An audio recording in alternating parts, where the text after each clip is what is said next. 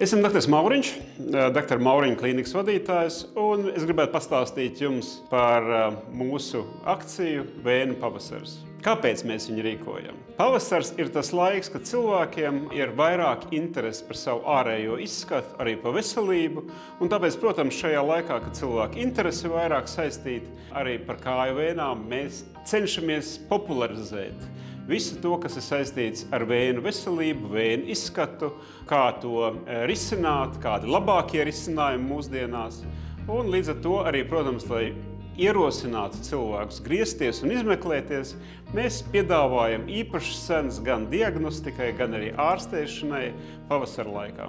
Pasaulē standartizētās labākās metodas viss ir pieejams šeit klīnikā, un viss, protams, sākās ar diagnostiku. Tātad, lai mēs kaut ko ārstētu, mums jābūt skaidrai, precīzai diagnostikai, kas tad ir par problēmu pacientam, un izējot no tā, jau mēs sastādām tālāko ārstēšanas plānu, kas var būt gan operācija, bet tā varbūt ir tomēr mazākam skaitam pacientu nepieciešama. Ļoti bieži pilnīgi pietiekam pacientiem, bet īpaši pavasarī, ir skleroterapija, tāpēc arī skleroterapijai un arī diagnostikai mēs īpaši pavasarī piedāvājam šīs te īpašās cenas. Ar to klīniku bija tā, ka pirmkārt man bija tāds kosmētiskais, kas man nepatika uz kājas, tādi mezgliņi.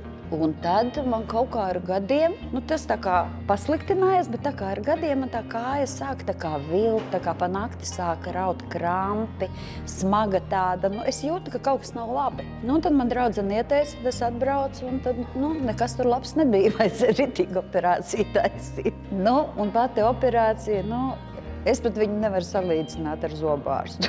Es uz šejieni nāktu biežāk noteikti nekā pie zobārsta. Sāpēt man nesāpēja absolūti nekas. Tur tās dūrienu vietiņas es tā kā jūtu, kā pēc šprices, jā.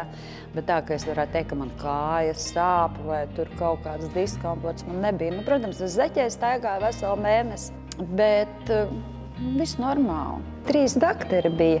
2 bija uz konsultācijām, un dr. Mauriņš mani operēja.